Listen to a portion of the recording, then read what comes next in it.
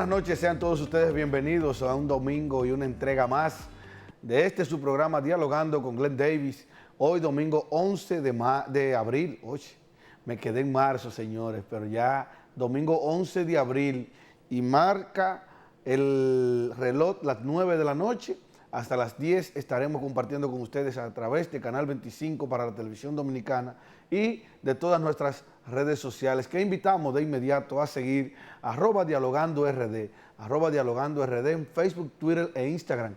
Ahí nos pueden seguir y darle seguimiento, valga la redundancia, a todo el contenido que tenemos cada semana y como este domingo, así todas las semanas en nuestro programa en el día de hoy.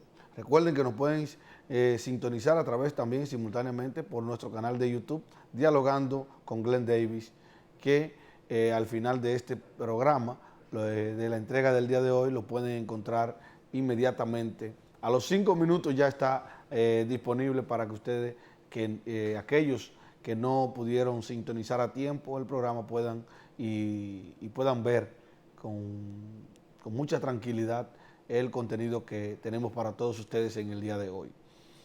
Una semana después del asueto de Semana Santa, donde se reportaron varias muertes, en un total de 24 muertes, reportó el Comité de Emergencia Nacional, o sea, el COE. Entre ellos se reportaron muchos accidentes. Eso es normal prácticamente en toda la Semana Santa. Nosotros creíamos realmente que iba a ser una Semana Santa un poco atípica, o más bien como la semana pasada, la Semana Santa anterior, que como ustedes recuerdan estábamos en pleno inicio de la pandemia. Esta fue la segunda Semana Santa que celebramos en el país y en el mundo con la pandemia del COVID-19, del coronavirus. Entonces, pensábamos ya que los dominicanos, o sea, se iban a quedar tranquilos, en reflexión, en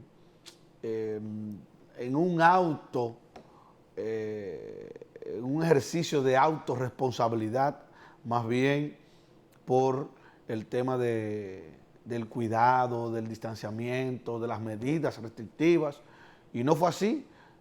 Muchas playas ocupadas, a pesar de que también hubieron más de 200 balnearios y playas en sentido general que estuvieron clausuradas en este asueto de la Semana Santa, que ya en esta semana todo ha vuelto a la normalidad. Ya pasó la Semana Santa, el país recobró la normalidad y el pasado martes inició lo que se esperaba ya en el sistema educativo, el regreso a clase semipresencial. Y digo semipresencial porque, aunque las autoridades han denominado que es un regreso presencial, digo semipresencial porque continúan las clases virtuales en el sistema educativo nacional, ya que solamente 48 municipios en el país, de 158 que tenemos, fueron los que regresaron, se le aprobó el regreso a clase presencial, y que los padres enviaron a sus niños en esas demarcaciones, a los estudiantes, para que recibieran el pan de la enseñanza desde las aulas en estas demarcaciones. Hay que decir que pese al optimismo que han mostrado las autoridades, los resultados, el regreso no fue masivo como se esperaba. Hubo un acto en la capital, aquí en la ciudad capital, específicamente en el sector de Guerra, perteneciente al municipio de Santo Domingo Este, y con la presencia del presidente de la República y todo. O sea, muy bien, que se hiciera, que las autoridades le dieran formalidad, le dieran con un acto protocolar a todo esto. Algo innecesario desde el punto de vista nuestro, ya que estamos en abril, hoy estamos a 11 de abril, y para culminar el año lectivo de educación, o sea, de este año escolar, apenas faltan unos 20, 25 días. O sea, en el mes de mayo ya, a mediados del mes de mayo, a finales del mes de mayo, estaremos culminando lo que es el año escolar ya de 2020-2021. O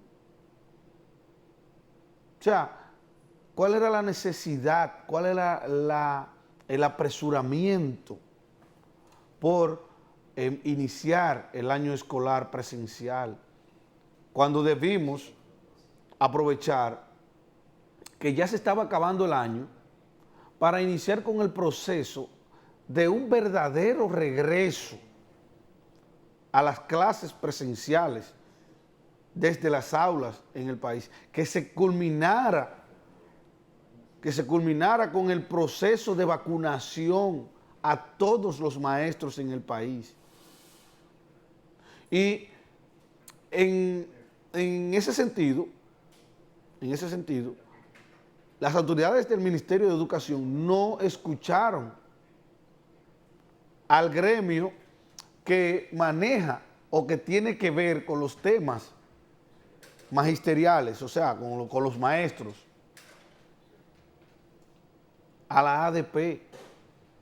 La ADP se pasó todo este tiempo hablando, exhortando, pidiendo de que no se regresaran a las clases sin antes vacunar a todos los maestros.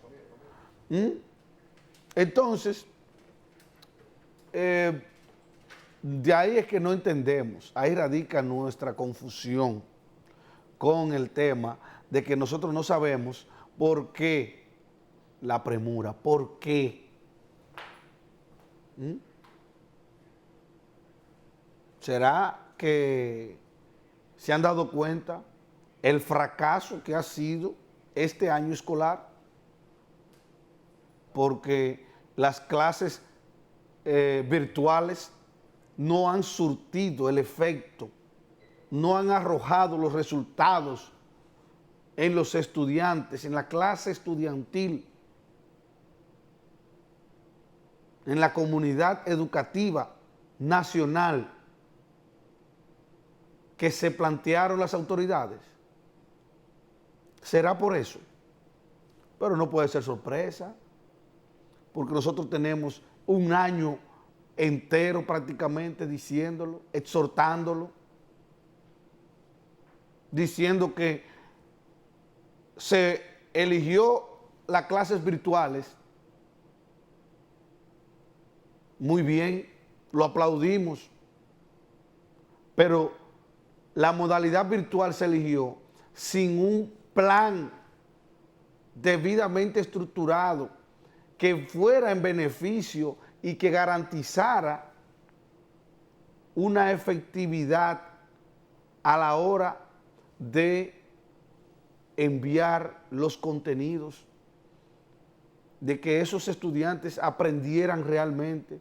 Aquí simplemente se ha estado con este tema de las clases virtuales, beneficiando a los medios, a la industria de la comunicación. A la industria de la comunicación solamente se ha estado beneficiando con este tema. Pero la clase y la comunidad educativa no se ha beneficiado en nada de esto. Cuando toque evaluar, nos daremos cuenta si es que evalúan o si es que alguien se antoja de evaluar, porque sería bueno que se evalúe el impacto positivo y negativo de las clases virtuales en el país. Yo sé que las universidades han hecho un buen trabajo. Yo sé que los colegios, porque me consta, tengo 2 niños en el colegio, me consta que el tema de la virtualidad, de las clases virtuales en las universidades, mi esposa es docente en una universidad y puedo dar fe y testimonio de eso. Pero en el sector público, solamente ha sido positivo la virtualidad para la industria de la comunicación.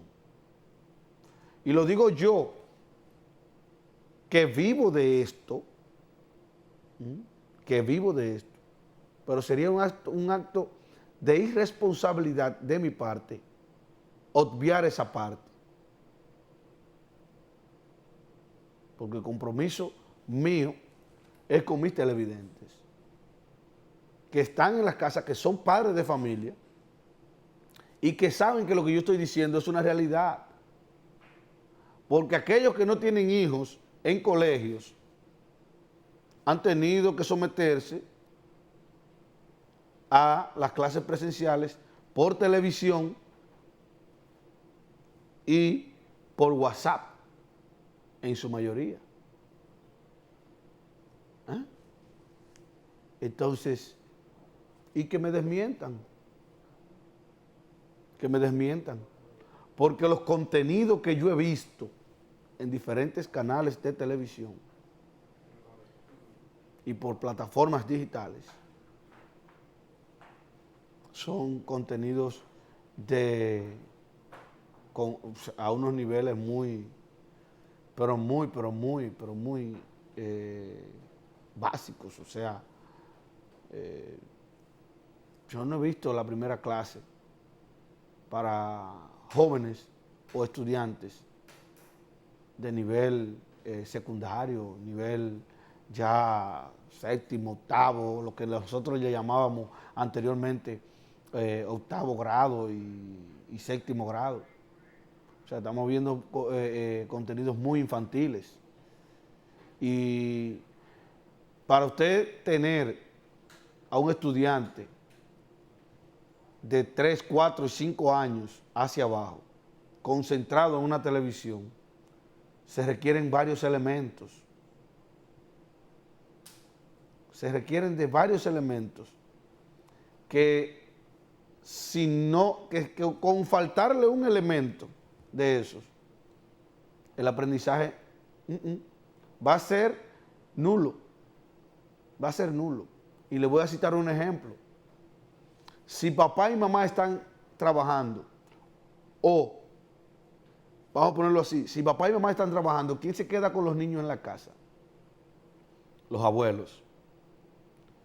¿Ustedes creen que un abuelo de 60 años se va a someter diariamente a eso? Y me voy con otro ejemplo. Aquellos padres y madres que también están trabajando,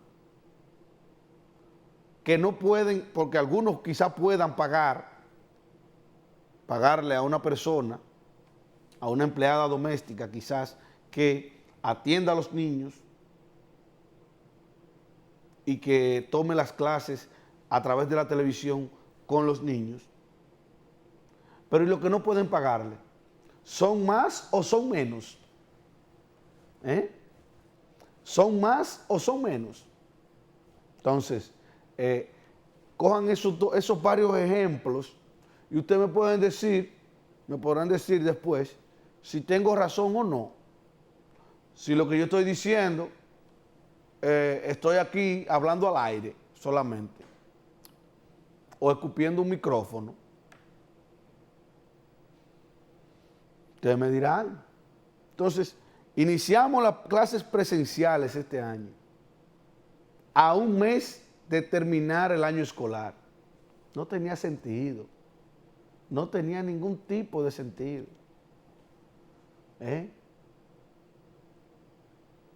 Y quienes estamos en los medios de comunicación como yo,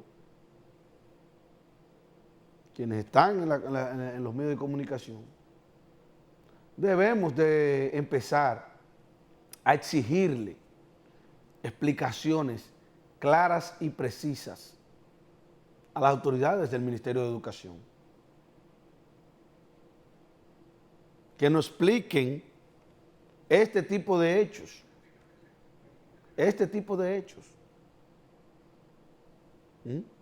Que nos expliquen. Cuestionarles, o más bien pedirle, exigirle que justifiquen la inversión multimillonaria que han hecho para un año escolar para el olvido, como el de este año. Damos una pausa, retornamos con más del contenido que tenemos preparado para todos ustedes en Dialogando con Glenn Davis.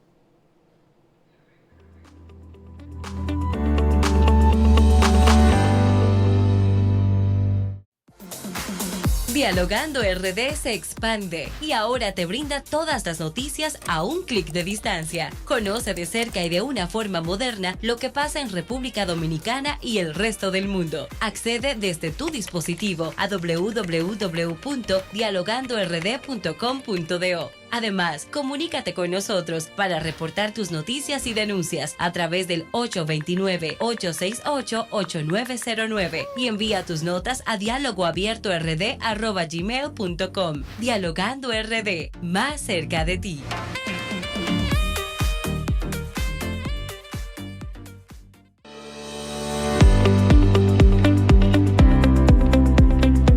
Bien, señores, ya estamos de vuelta con el contenido de nuestro programa. Recordarles que más adelante vamos a hablar con el economista, experto en asuntos económicos, de origen alemán, amigo nuestro y de este programa, Henry Ebrard. Vamos a hablar sobre temas que tienen que ver con una posible reforma fiscal que se está bailoteando y que varios sectores en el país han dejado caer y han dejado la puerta abierta más bien de que se desarrolle o que se implemente en el país una reforma fiscal. Así que no se pierdan más adelante nuestra entrevista con Henry Ebrard.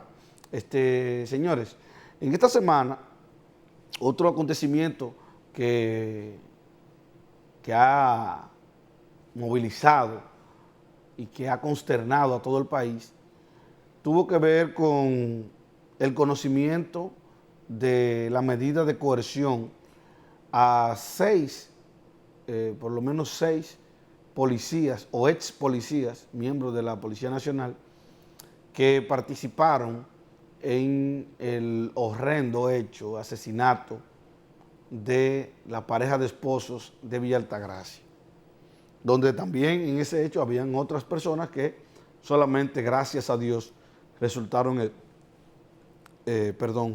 heridas. Es un hecho muy lamentable, el cual, reitero, ha consternado todo el país y ha despertado un cierto interés en algunos sectores por que han solicitado más bien una reforma policial.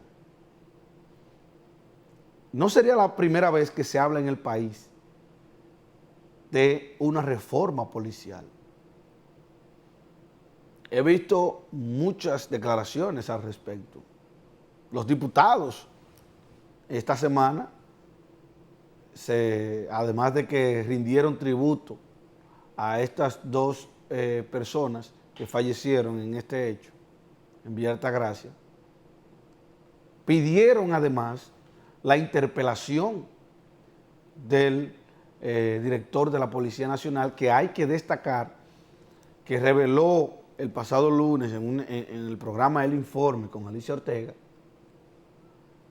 que posiblemente el detonante de todo esto haya sido el robo de una pasola.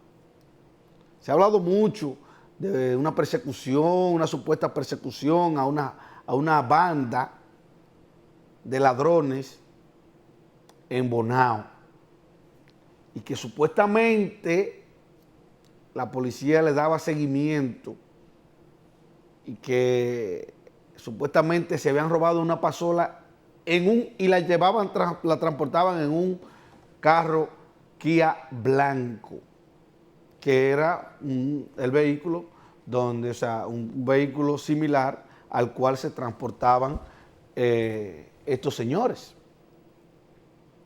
la pareja de esposos que murieron en este incidente, donde la policía acribilló a estos ciudadanos. Y gracias a Dios se salvaron los demás. Si eso es cierto, eso es grave, porque hay mucha especulación en el caso. Y digo especulación porque todavía no se sabe concretamente el por qué pasó este hecho. Y digo concretamente porque el presidente de la República tiene un informe que reconoció que lo tenía en su mesa, pero todavía no lo había leído. Y que él, mientras tanto, tiene ese, pero que está esperando el informe de la policía. No sabemos si le llegó. A esta hora todavía no sabemos si le llegó o si le ha llegado. Lo que sí es que por el ánimo que estoy percibiendo en algunos sectores de la población,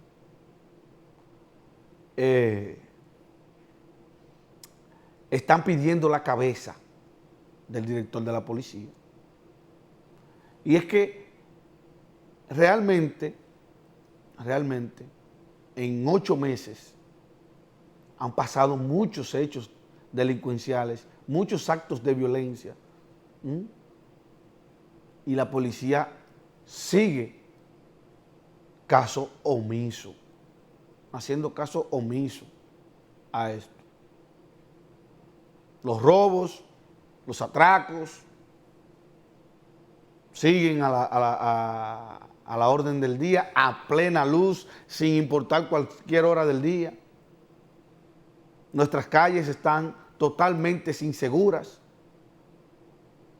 Usted tiene que salir a la calle 4 ojos, percibiendo, viendo, por todos los lados. Usted no sabe por qué lado es que le va a caer un delincuente. Y ay de usted. Y ay de usted. Pero los diputados en esta semana pidieron la interpelación y algunos la destitución del director de la policía. El presidente formó una comisión y sin ánimo de criticar todo, porque yo soy muy dado a eso, a cuestionar a esas personas que están siempre en contra de todo y que son pro nada. Ustedes quienes me conocen lo saben. Y ustedes también que son televidentes de este programa también lo saben, que lo he dicho en bastantes ocasiones. Yo estoy en contra de las personas que son contra todo y pro nada. Ahora bien, yo tengo que decirlo. Presidente, no sé cuáles fueron los motivos que lo llevaron a formar una comisión tan amplia, donde hay gente ahí que no busca y no pinta nada realmente. No pinta nada ahí. Hay gente que no busca nada, presidente. Me voy a ahorrar los nombres, pero la lista es amplia, así como de amplio y de amplia es esa comisión. Entonces, no podemos seguir en eso. No podemos seguir en eso. O sea que para todo usted va a crear una comisión aquí y para congraciarse con quién o con quiénes. Se habla de una reforma a la policía.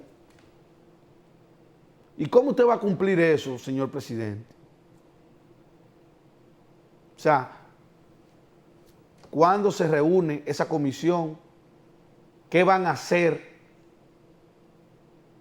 ¿Cuál es el plan de trabajo que van a implementar para ustedes determinar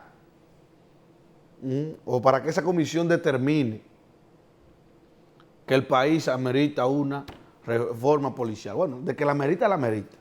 Ahí le doy la razón. Ahí estamos de acuerdo. Ahora bien, ¿cómo lo van a hacer? Hicieron un análisis FODA. Hicieron cuántos estudios de mercado ya para saber de dónde van a partir y cómo es que van a reorganizar el cuerpo que está llamado a poner el orden en el país. Díganme. Díganme cómo es que lo van a hacer, señor presidente.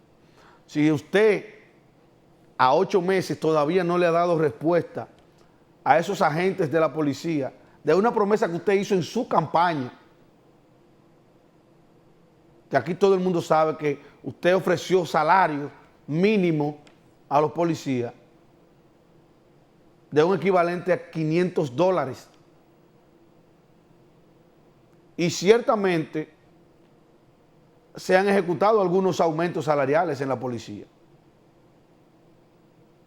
Pero eso viene desde la gestión pasada, señor presidente. Viene desde la gestión pasada, que ustedes lo han puesto en marcha. Ahora, la pregunta es, ¿cuándo usted va a cumplir la promesa que usted le hizo a esos agentes de la policía?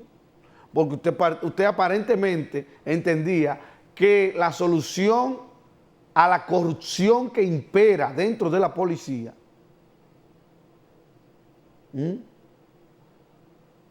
se resolvía solamente con el salario, y está comprobado de que no es así. Vamos a seguir tratando estos temas más adelante en otros programas ya, pues se nos acorta el tiempo, ya tenemos que pasar con nuestro invitado. Pero antes de ir a la pausa, yo quiero referirme al tema rápidamente del tranque que existe con la elección de los jueces de la Cámara de Cuentas. Eso debió de haberse elegido esta semana, ya de darse a conocer, y el Senado lo regresó a la Cámara de Diputados, al igual que como la Defensoría del Pueblo. Y es que hay un tranque, señores, en el tema de la elección, porque el remolino que anda en el Congreso con ese tema de la Cámara de Cuentas y lo de Defensor del Pueblo va a tumbar muchas caretas de gente que fuera del gobierno decían una cosa y ahora que están en el gobierno han tenido que asumir otras o han actuado de la misma manera que han actuado las autoridades que lo han antecedido o los actores que lo han antecedido. Solamente le voy a decir una cosa. Pónganle ojo a los nombres de Aura Celeste Fernández y de Mario Fernández, el santiaguero. Están siendo muy bien custodiados por 2 personas influyentes de este gobierno, que son el presidente del Senado, Eduardo Estrella, senador, y la vicepresidenta Raquel Peña. Ahí se los dejo. Vamos a una pausa y ya regresamos.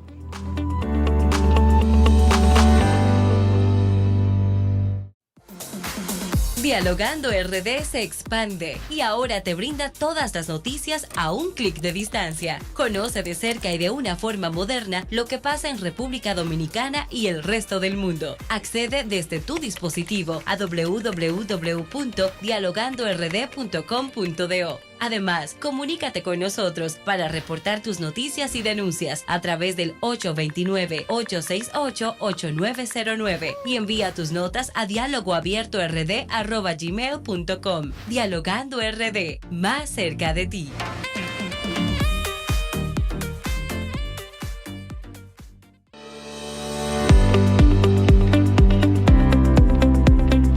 Bien, señores, ya está con nosotros nuestro invitado en el día de hoy. Queremos darle la bienvenida a nuestro querido amigo y amigo de este programa, como lo decíamos en el bloque anterior, don Henry Ebrard. Así que, Henry,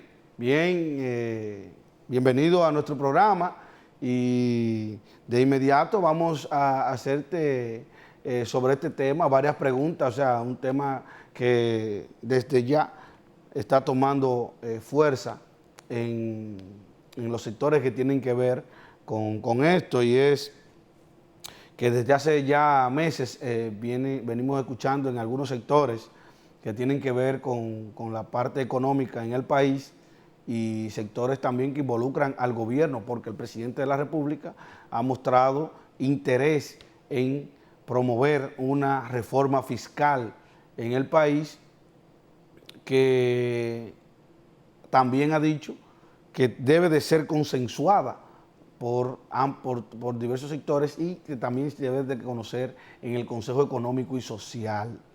Así que el presidente ha dicho que de ser propuesta, conocida y aprobada, se estaría implementando a partir del año 2022 esta reforma fiscal.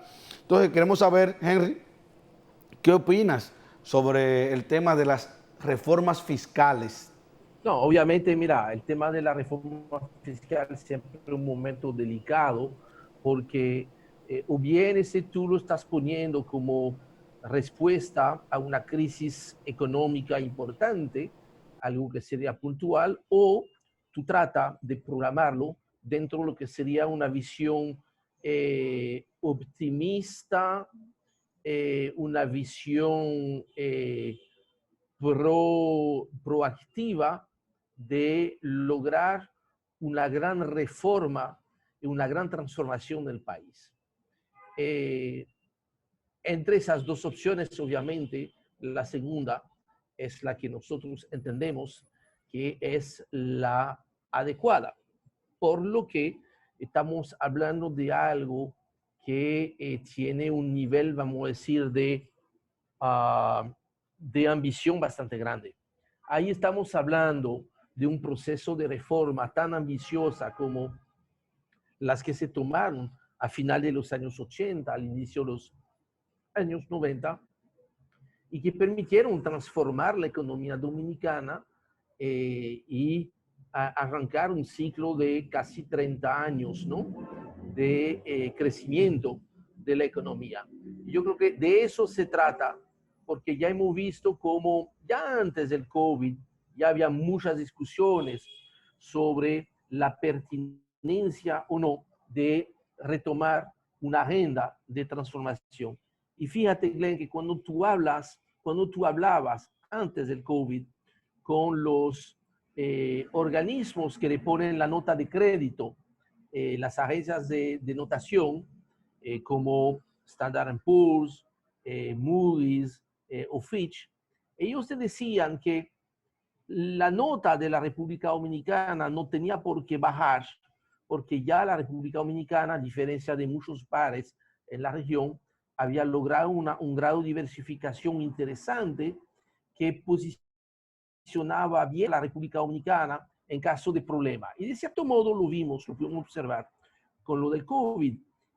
Casi se destruye el sector turismo, o por lo menos, mira, ahí se esfumaron más de 5.000 millones de dólares de ingreso, y eso no ha sido un problema tan dramático como lo es en otras islas del Caribe, porque además del turismo, la República Dominicana tiene otros motores de crecimiento. Ahora, lo que esas mismas agencias de notación te decía, era que no era posible mejorar la nota de la República Dominicana, porque faltaban dar esas grandes reformas. Y ahí en su discurso del pasado 27 de febrero, su rendición de cuentas, el presidente Abinader habló más allá de un pacto fiscal, él habló de un pacto social y un pacto social dentro del cual iban a estar varios elementos, entre los cuales esta necesaria reforma fiscal integral, la mejora de las condiciones laborales, eso incluye una reforma profunda al tema del código laboral y del nivel salarial, y finalmente una reforma profunda a la seguridad social. Entonces, Henry, tú ves que esa reforma fiscal integral es un elemento de todo esto y no debe ser nunca jamás confundida con una de las tantas reformas tributarias que se habían hecho en los últimos 20 años. Henry, ¿está preparada la República Dominicana para una reforma fiscal en medio de una pandemia ya que nos tiene sometido por más de un año? No, no hay opción, o sea, que no es algo opcional. Es algo que era deseable, altamente deseable, antes del COVID, porque era, vamos a decir, una forma de poder transformar el aparato productivo y la economía dominicana, hacerla más competitiva, más inclusiva, o sea, que más incluyente, que el crecimiento económico termine aprovechando a más gente, pero ya con el COVID se aceleraron las necesidades porque ya fiscalmente y socialmente estamos frente a una situación que en ausencia de reforma no va a ser sostenible. Vamos a tener crecimiento este año en el 2021 porque prácticamente va a ser regresar sencillamente al nivel que tenía la economía en el 2019, antes del COVID. Ahora, para volver a tener un ritmo de crecimiento de un 5, un 6% al año, un crecimiento que permita al Estado tener los ingresos para invertir en infraestructura, invertir en salud, que es uno de los grandes retos para la sociedad dominicana, hace falta resolver un problema. Es que el COVID ha incrementado más de 20 puntos el nivel de la deuda medida como porcentaje del PIB. Y esto, como tú vas a necesitar financiamiento por actores locales y sobre todo internacionales, vas a tener que mostrar una ruta, una hoja de ruta mucho más clara, en la cual va a estar claro que con esas reformas tú vas a poder proyectar que dentro de 5 años tú vas a volver a un nivel de deuda mucho más acorde con lo que es deseable.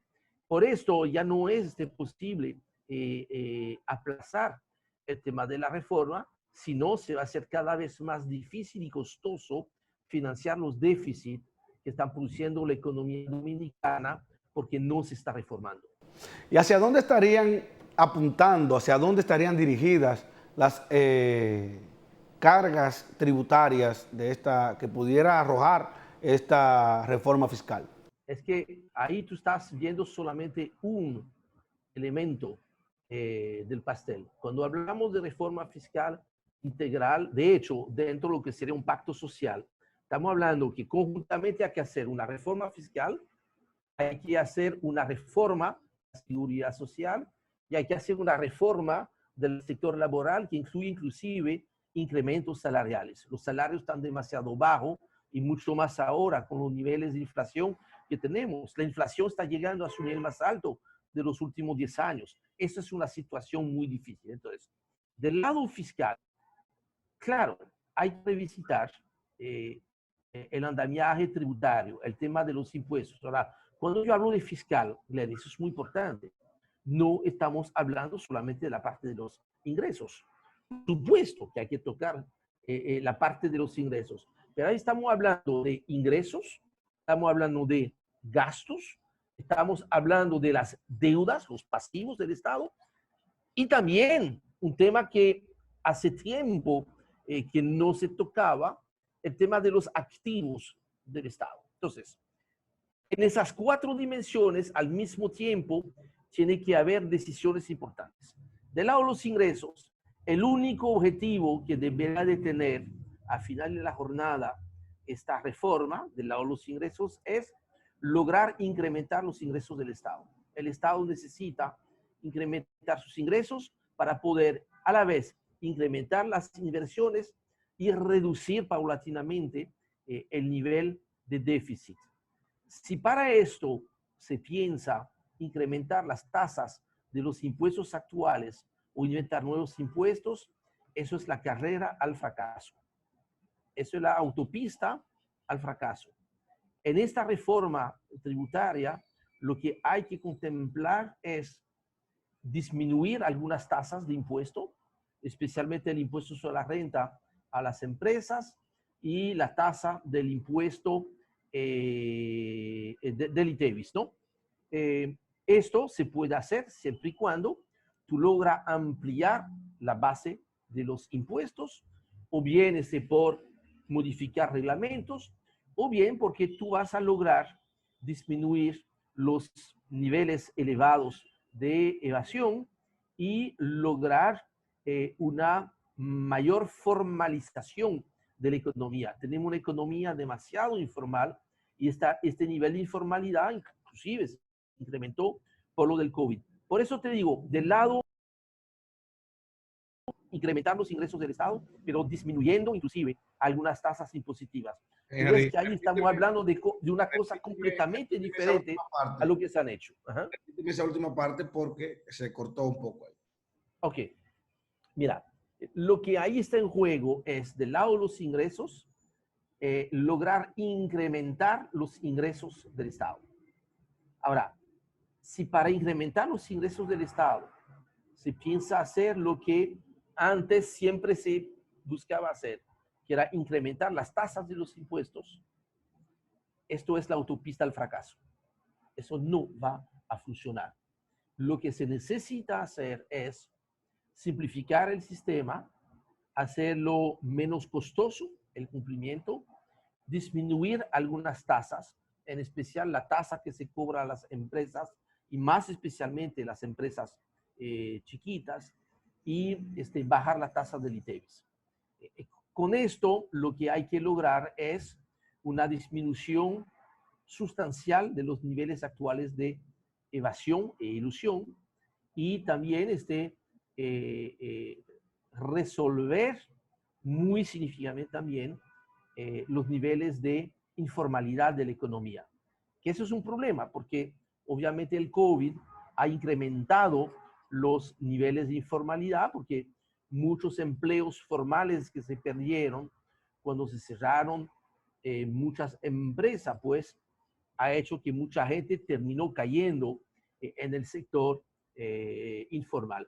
Entonces, esto es un primer elemento del lado de los ingresos. Y eso es muy importante, porque si no logramos incrementar el nivel de ingreso del Estado, esta reforma pues va a ser un fracaso. Segundo nivel de intervención, el tema de los gastos. Ahí hay que obviamente eficientizar considerablemente la calidad del gasto.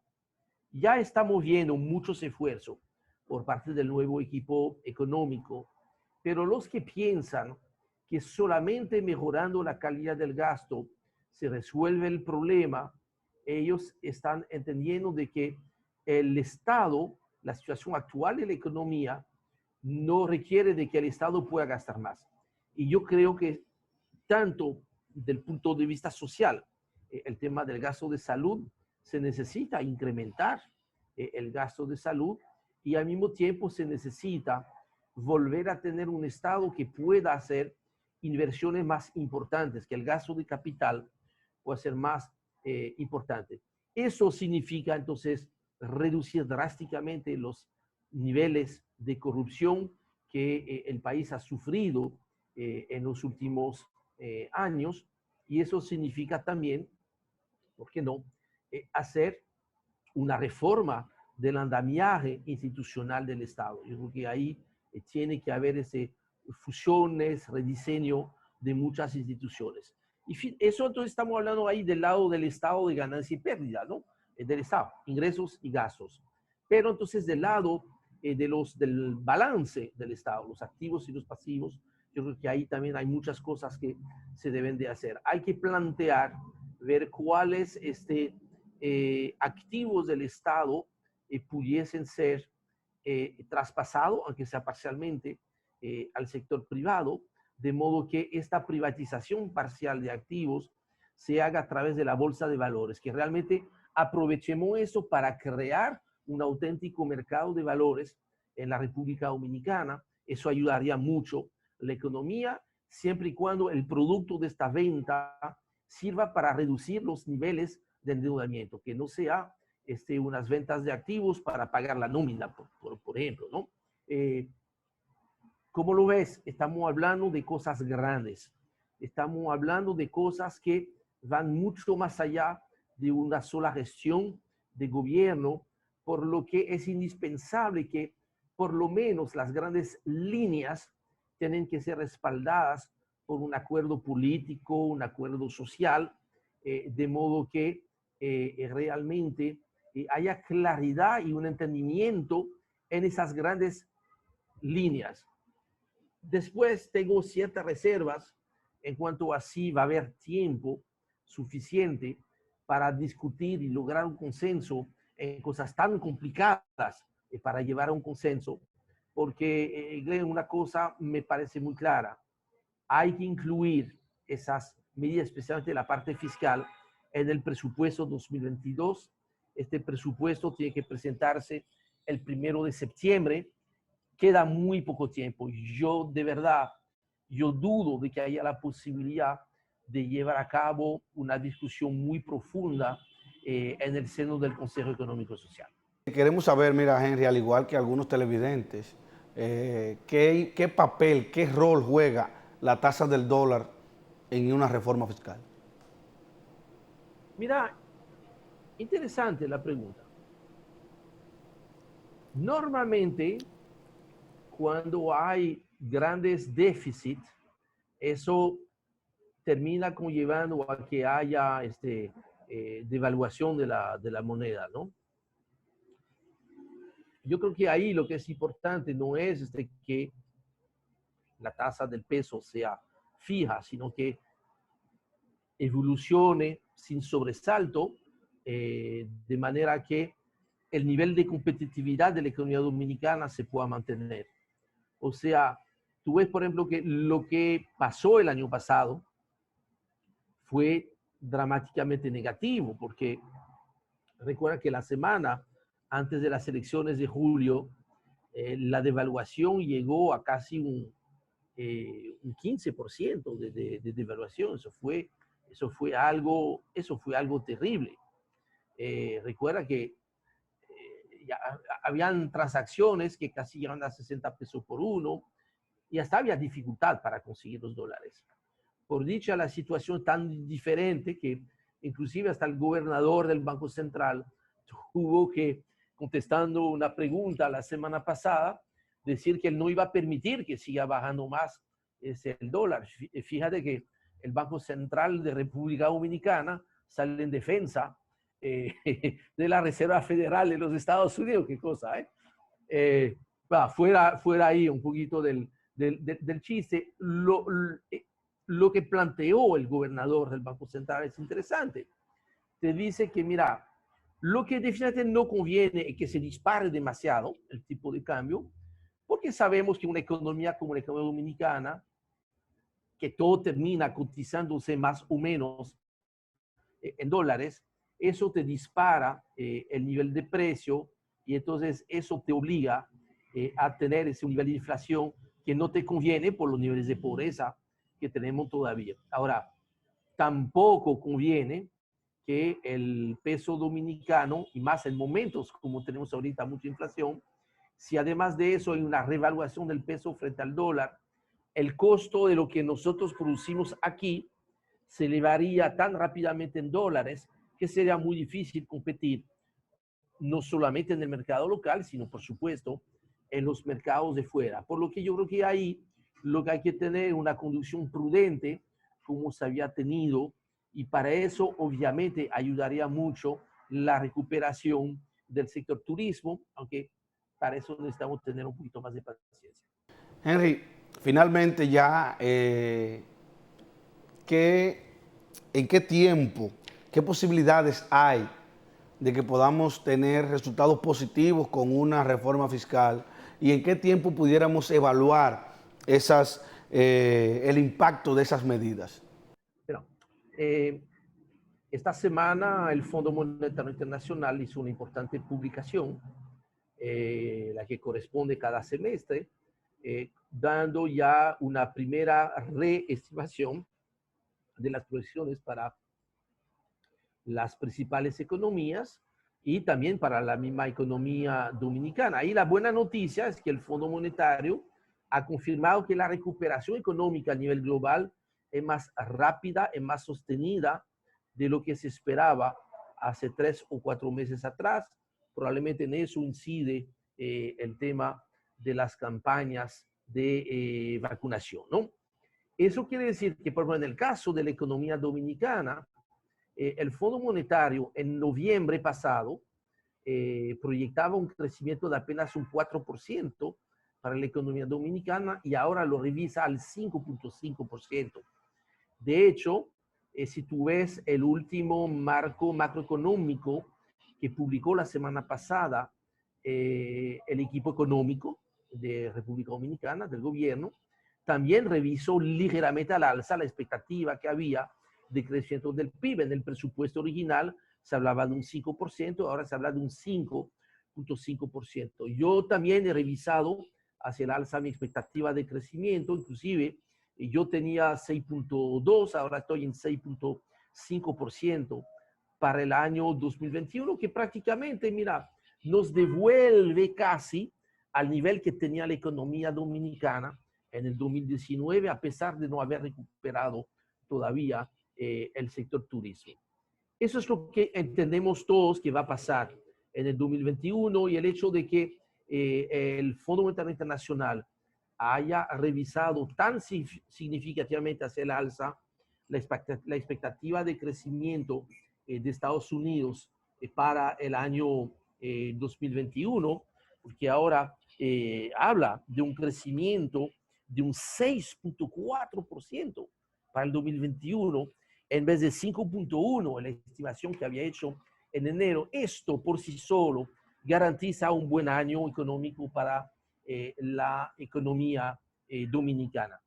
Después, si entra efectivamente en vigencia la reforma fiscal con el presupuesto 2022, sería prudente pensar que el ritmo de crecimiento del economía 2022 sea un poquito menor, porque siempre, vamos a decir que el primer año, por más que sea, aunque haya una baja de tasas, la reforma fiscal puede significar un pequeño costo en el primer año. Pero después de esto, se supondría que a partir del 2023, 2024, 2025, la economía dominicana pudiese tener ya vamos a decir, un nivel óptimo de crecimiento mayor al 5%, probablemente buscando crecimiento de un 6% al año, pero con la diferencia que este crecimiento va a ser mejor distribuido entre la gente, con niveles de deuda que van bajando y una generación de empleos formales. Esto es la gran apuesta que tenemos que hacerle a esas reformas. Claro, no todos los resultados lo veremos rápidamente. Sin embargo, vemos que si la República Dominicana logra hacer esas transformaciones en un momento cuando la economía mundial está de nuevo acelerando, y más especialmente la de los Estados Unidos, es posible que volvamos a ver, en el caso de República Dominicana, tasas de crecimiento que se vieron en algunos momentos al final de los años 90 o en algunos momentos antes y después de la crisis mundial del 2008-2009. Pero sin reforma, sin una reforma profunda que va más allá de lo fiscal, porque además de lo fiscal habrá que lograr aumentar los salarios, habrá que lograr actualizar el código laboral y habrá que lograr mejorar el tema de la seguridad social, tanto en la parte de pensiones, asegurar pensiones dignas, que no es algo que te garantiza hoy en día el sistema, mejorar el tema del seguro de salud y sobre todo lograr implementar lo que tanta falta hizo con el COVID, que es el seguro de desempleo. Como ves, Glenn, es un momento de transformación tan importante como el momento que se vivió en República Dominicana hace 30 años atrás. Si logramos hacer bien esas cosas, nos vamos a graduar inclusive desde fuera. Tú puedes estar seguro que la nota de crédito del país va a mejorar y que inclusive es posible que la República Dominicana llegue a ser el próximo país de la región que accese a este nivel, ¿no? Del rango de el grado de inversión, ¿no? Yo creo que esto es algo posible si realmente queremos ser muy ambicioso y muy creativo con esas reformas. Yo creo que, mira, las circunstancias nos terminaron obligando porque había crecimiento, porque quizás no había tanta necesidad. Las circunstancias, lo del COVID, nos obligó y quizás nos va a terminar permitiendo hacer esta gran reforma estructural que pudiese dar un salto magnífico para la economía dominicana. Muchas gracias, Henry, por haber compartido con todos nosotros este interesantísimo contenido sobre la reforma fiscal que posiblemente se estaría conociendo a mediados o a finales de este año para ser implementada por el gobierno a partir del año 2022. Recordarte que este espacio es tuyo. Muchísimas gracias por la invitación, Glenn. ¿Okay? Bien, señores, a ustedes las gracias por habernos acompañado en todo el terreno de este programa en el día de hoy. Recordarles la invitación para el próximo domingo a la misma hora por el mismo canal. Dialogando con Glenn Davis. Bye, bye.